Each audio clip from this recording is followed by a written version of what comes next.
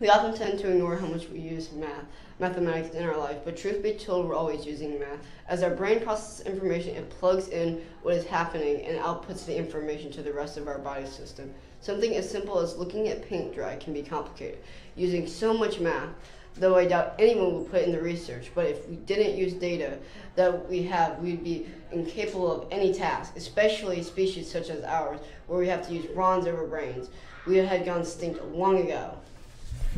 In STEM, science, technology, engineering, mathematics, math is the basic structure that holds everything together. Math is a necessity for STEM to be created. Let's start with the basic. In science, you might think of how matter is created of molecules in order for chemical compounds and equations to form first. Math must be used chemically combine the equations in order to create for anything to be created.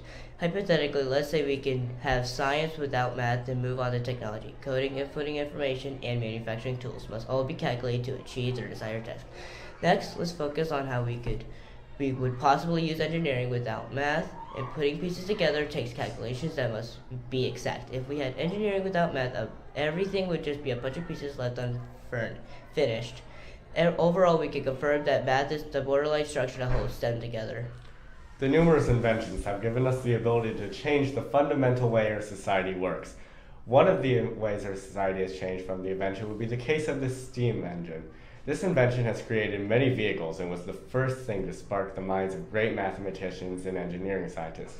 This was the invention that would lead to trains and cars. The second invention, the optical lens. From glasses to microscopes and telescopes, the optical lens has greatly expanded the possibilities of our vision.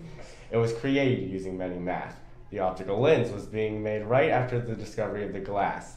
The optical lens was made by expanding how to make perfect circles of roundness, which you cannot do without math.